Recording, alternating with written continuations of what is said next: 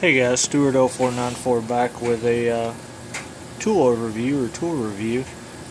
Just purchased this Stanley Ratchet today at Walmart for $19.99 or something like that. It's part number 7-85-782. What this is a 3/8 drive flex head extendable ratchet. Now I was a little concerned, but I figured for 20 bucks, if it's a piece of junk, I'll give it to the kids to play with or something of that nature. Just to put this thing in comparison, this is kind of my go-to ratchet, not because it's my favorite necessarily or anything like that. These things are common. I've got like 5 or 6 of them, so it's kind of the one I grab because if I break it, who cares? It does have a lifetime warranty. Same thing as this one I just purchased, but this one everybody and their brother probably has.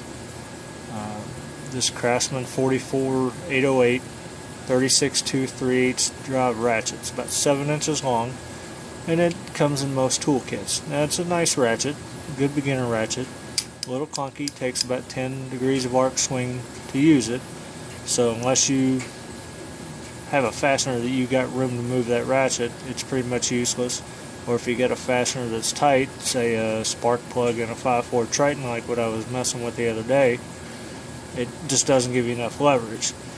So what I had to do to break my spark plugs loose, I had to go to this Pittsburgh brand 3/8 breaker bar that I have that's about 17 inches long, and just be easy breaking them loose. Now this thing's great for breaking loose anything that you can put a 3/8 socket on for the most part. They make longer ones, they make shorter ones. I just kind of bought this one, it's in the middle. But that being said, anybody that's ever been under the hood of a newer vehicle in general knows that a lot of times this one's too long and this one's too short, doesn't give you enough leverage. So in comes this Stanley. Now Pittsburgh brand makes these, Matt makes them, or Mac, Snap-on, so on and so forth, but for 20 bucks this thing's cheaper even than the Pittsburgh brand. And on Garage Journal got better reviews. By my count, this thing has 45 teeth. You can hear that it's got a lot more teeth than this old clunky one. It's also a flex head with lockable positions, meaning you can move these things around. But most of your flex head ratchets over time get a little loose, so you're trying to get on a fastener and it's just constantly moving around on you. This one you can lock in position, it's not going anywhere. And like I said, it's extendable. Each notch on this thing, you just move that collar down and it'll snap into place. Each time you click it down on this collar, it goes down about 1.25 inches. So anywhere from about 10 inches up to 14 inches all the way at the end. Now it doesn't lock at the end, so you have to kind of be careful with that.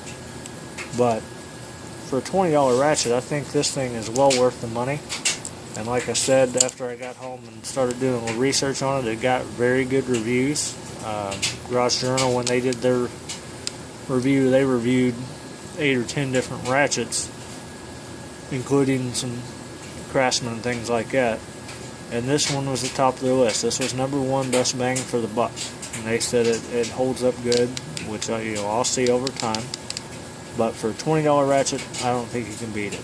I highly advise you go get one if you're in the same ballpark I am, where you've got this outdated relic antique of a ratchet versus a breaker bar. Another thing you'll notice is they're about the same height. The shape of the head is almost identical. It's got the teardrop, so it's going to fit in the same place as this one would. Now, if you have a flex head ratchet in a low profile, one of the 72 teeth or what have you, this may not necessarily be the ratchet for you. But if you're looking for a ratchet in between a long handle, 18-inch long handle, and this one, or something that you can just have 2 or 3 ratchet links in one, go for it. I highly recommend it. Stay tuned.